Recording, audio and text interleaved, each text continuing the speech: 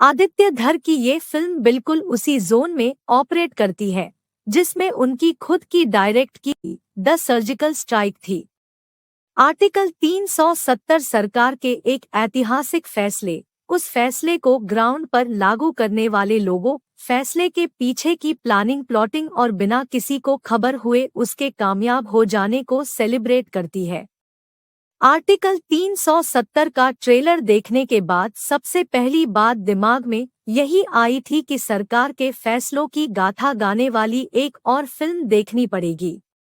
और ऐसा फील होने में अब दर्शकों की कोई खास गलती भी नहीं है, क्योंकि पिछले कुछ समय में इस तरह की इतनी फिल्में आ चुकी हैं कि बॉलीवुड खुद अपना एक राजनीति शास्त्र विभाग बना सकता है।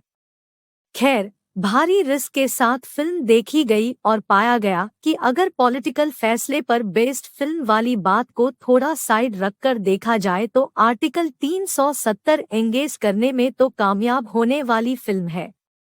प्रोड्यूसर आदित्य धर की ये फिल्म बिल्कुल उसी जोन में ऑपरेट करती है जिसमें उनकी खुद की डायरेक्ट की हुई द सर्जिकल स्ट्राइक थी।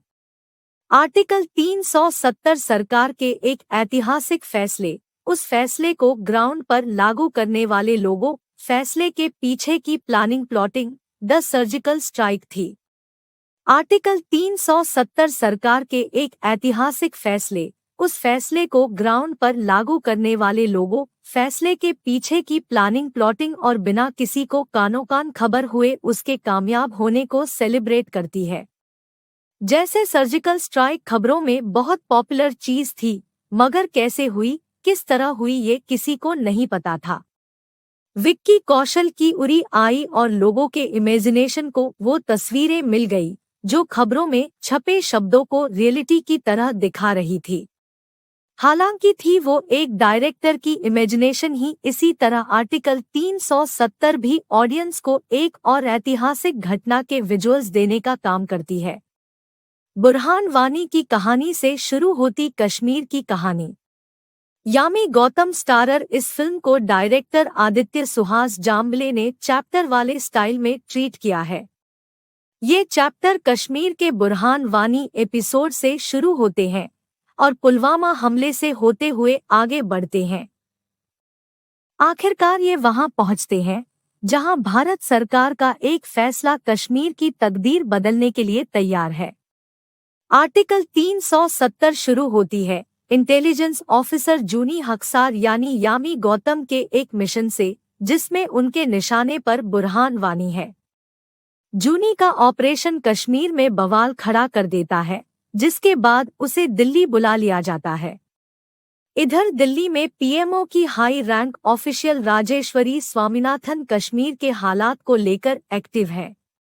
वो सीधा प्रधानमंत्री और गृह मंत्री के कश्मीर विजन को रियलिटी में लाने पर काम कर रही है। फिल्म में प्रधानमंत्री और गृह मंत्री के नाम नहीं लिए गए हैं, मगर दोनों किरदारों को देखकर ही आप समझ जाते हैं कि ये कौन है। राजेश्वरी अपने प्लान को आगे बढ़ाने के लिए जूनी को वापस कश्मीर भेजती है। इस बार नई पावर के साथ पहुंची जूनी का मिशन है कश्मीर में एंटी इंडिया गतिविधियों और लोगों को काबू करना, ताकि इधर सरकार अपने फैसले बिना चिंता के ले सके। और फिल्म की एकदम शुरुआत में ही ये साफ हो जाता है कि जूनी इस तरह के काम में किसी भी तरह ढीली नहीं पड़ने वाली।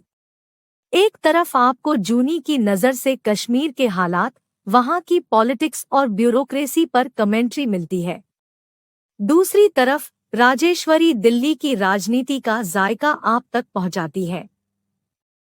सेकंड हाफ में प्रधानमंत्री और गृह मंत्री की एंट्री के बाद फिल्म का माहौल ही बदल जाता है। ऐसा लगता है कि सारा फोकस उन पर पहुंच गया है। लेकिन ये तो होना ही था, आखिरी वो किरदार ही ऐसे हैं। किरण करमारकर ने अपने भारत के गृह मंत्री अमित शाह की एक पार्लियामेंट स्पीच को जिस तरह रिक्रिएट किया गया है, वो फिल्म के नैरेटिव में काफी असरदार है। किरण करमारकर ने अपने जानदार काम से इस रोल में जान फूंक दी है। इसी तरह अरुण गोविल ने प्रधानमंत्री के किरदार को बेहतरीन संजीदगी के साथ पेश किया है। 2 घंटे 40 मिनट का लंबा रन टाइम होने के बावजूद ये फिल्म अटेंशन होल्ड करने में कामयाब होती है। पॉलिटिकल फिल्मों को पचा पाने में आप कामयाब होते हैं तो आर्टिकल 370 देखी जा सकती है।